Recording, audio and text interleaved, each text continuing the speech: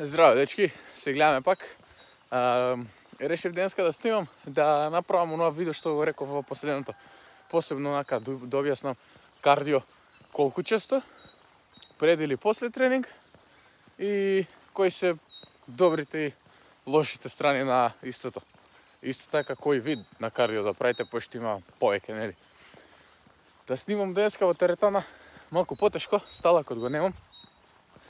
Во тој спектар сум сакатен, што немам услов за нормално видео. Така да, ќе се потрудам ако можам да фатам некој агол, нешто.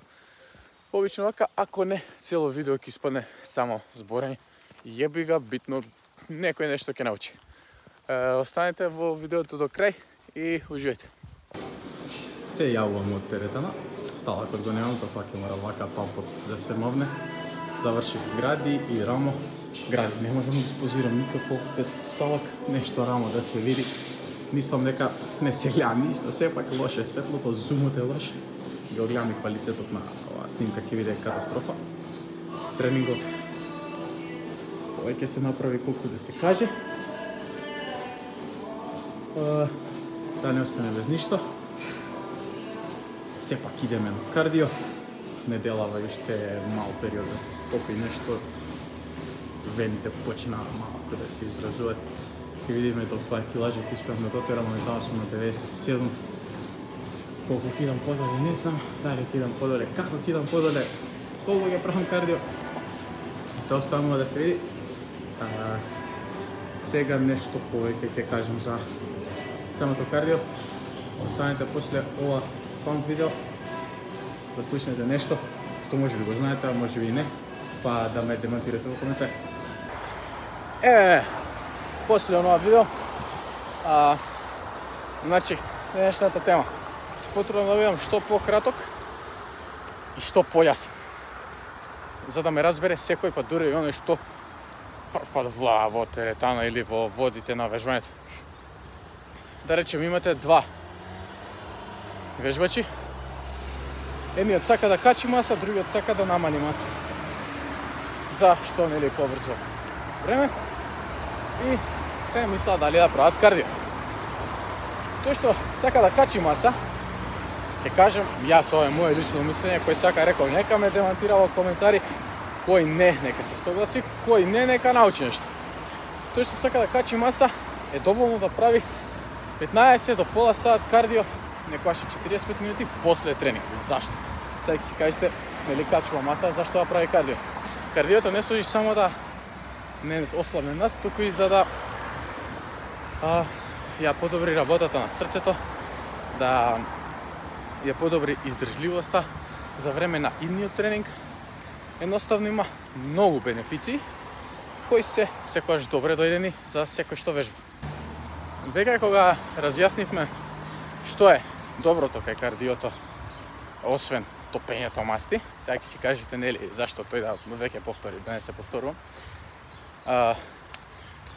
Правењето кардио на некој што е на фаза булк или фаза кревање маса, после тренинг ќе му овозможи на организмот да се на еден начин ресетира со тоа што ќе истрча, ќе се измори многу и организмот ќе му бара повеќе храна за да се опорави побрзо и подобро. Така да кардиото за време на булк го правиме после тренинг, после оној тренинг со килажи, тренинг со кревање, тренинг со гурање, се со цел да може да јадеме повеќе.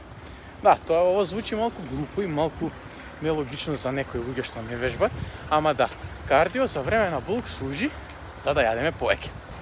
Сега, многу е просто. Ете, успевувам во најкратки црти, прост начин, ќе ме свати било кој. Тоа беше тоа од кардио за време на булк, искрено. Нема што поише.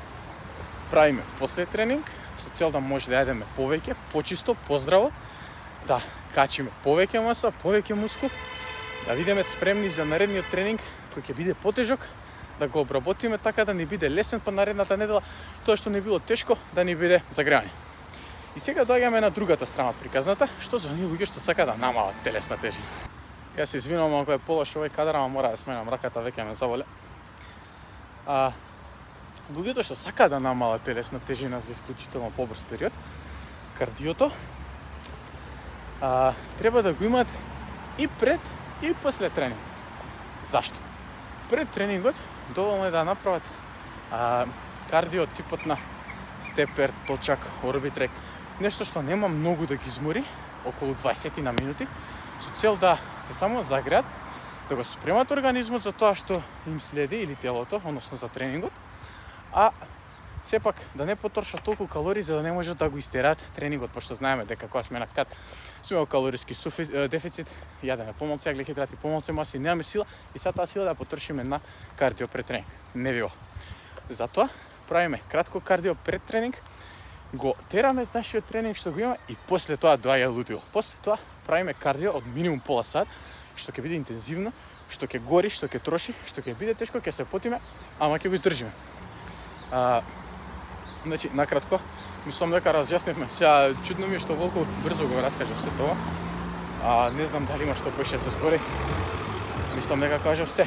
И сега ќе си кажете зашто не ви правеле кардио пред тренинг кој нешто се набуд, за да го спремат организмот, нели само за тренингот, колку е тоа целта. Не е само тоа целта.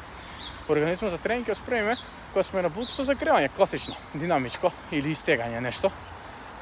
Или пак со многу мала килажа на вежбите што ги правиме и така. Жена шофер ми свири, а него реметам сообраќајот. Тоа е. Значи, многу зум. Рековме за време на кат, кардио пред и после тренинг, за време на булк, кардио само после тренинг.